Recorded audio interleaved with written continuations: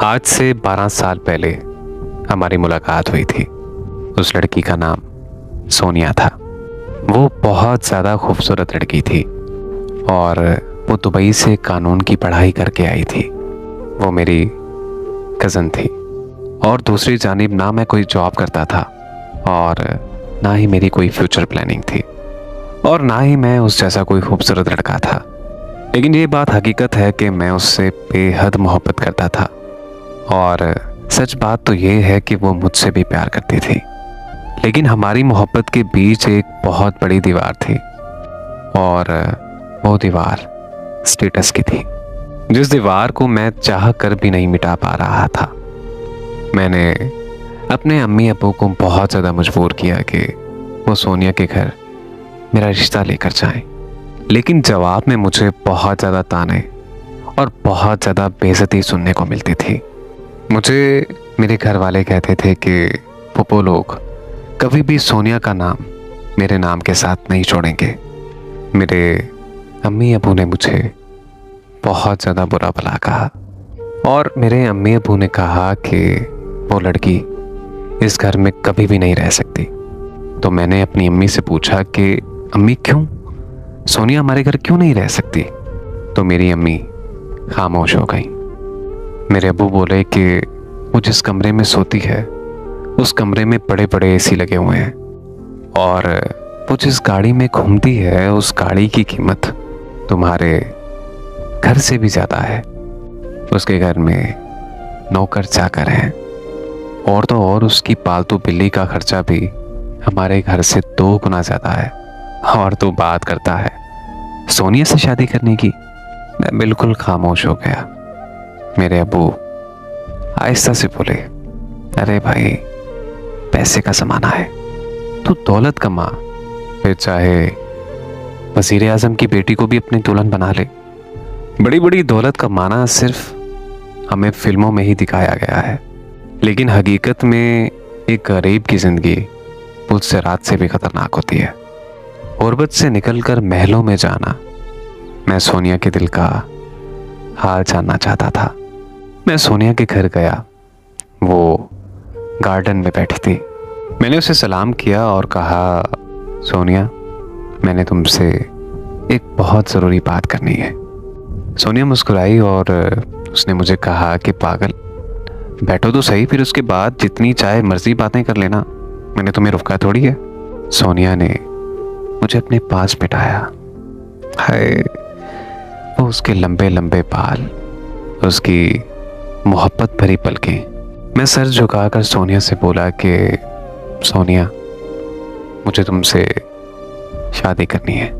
सोनिया मुझे आहिस्ता से बोली, अगर कोई ना माना तो फिर क्या करोगे? मैं सोनिया की आंखों में देखकर बोला, सोनिया तुम सिर्फ मुझसे ये सोचकर बिछड़ जाओगी कि मैं एक गरीब लड़का हूँ। सोनिया मेरा हाथ थाम कर बोली, नहीं हसनैन, मैं तुमसे कभी भी जुदा नहीं हो सकती और ना ही कभी होंगी। तुम बहुत अच्छे लड़के हो, मेरी इज़्ज़त करने वाले हो, मेरा ख्याल रखने वाले हो। बहुत किस्मत वालों को मिलता है तुम जैसा हमसफ़र। मैं भी तुम्हें कभी भी नहीं खोना चाहती, लेकिन हमें कोई रास्ता भी तो नज़र नहीं आ रहा। मेरे बड़े भाई, मेरे पापा दोनों हमारी शादी के लिए कभी भी नहीं मानेंगे। मैंने सोनिया का हाथ मजबूती से पकड़ा और मैंने उससे पूछा कि सोनिया क्या तुम मेरे साथ कदम से कदम मिलाकर चल सकती हो? तो उसने मोहब्बत भरे अंदाज में सर हिलाया। मैं हल्का सा मुस्कुराया। फिर मैंने उससे कहा कि मैं आखिरी सी कोशिश कर लूँ आपके बाबा से बात करने की। उसने कहा, हाँ करके देख लो। मैं बाइक पर जा रहा था तो मेरी बाइक खराब हो गई। मैं सिग्नल पे खड़ा था।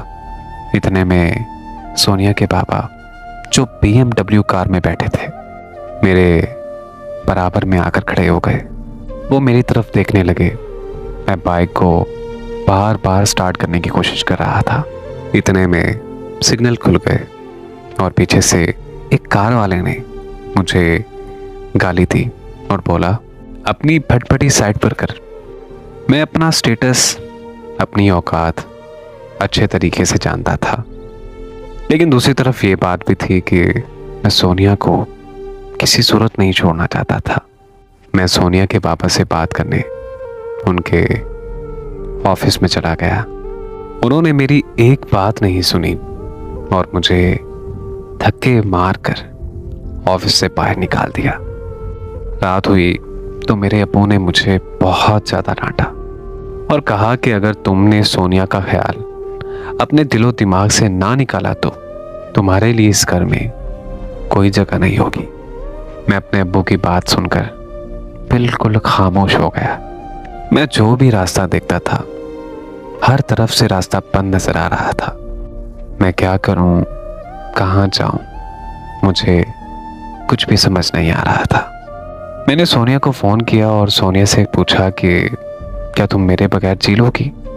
तो सोनिया ने मुझे कहा कि अगर तुम्हारे बगैर जीना होता तो मैं उस पायलट लड़के से शादी ना कर लेती।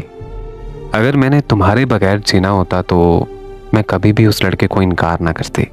मैंने तुम्हें कहा है ना स्नेह कि मैं तुम्हारे साथ जीना चाहती हूँ और मैं तुम्हारा साथ कभी नहीं छोड़ूंगी। हम दोनों पूरे 7 साल तक अपनी फैमिलीज को मनाते रहे।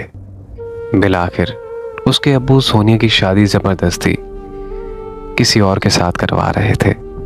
सोनिया ने मुझे कसम दी हुई थी कि अगर मेरी शादी किसी और से हुई तो मैं खुदकुशी कर लूँगी। मैंने उसे बहुत ज़्यादा समझाया कि तुम पढ़ी लिखी हो, समझदार हो, ऐसी बातें करते हुए तुम्हें शर्म नहीं आ रही और ऐसी बातें तुम पर जेब नहीं देती। तुम अभी जवान हो, ऐसा कभी भी मत करना, तुम बहुत ज़्यादा समझदार हो। इतने में सोनिया बोली कि मैं समझदार हूँ, इसीलिए मुझे ज़बरदस्ती किसी और के साथ बांध रहे हैं। जब मुझे कोई भी रास्ता नज़र ना आया तो मैं सोनिया को अपने साथ ले आया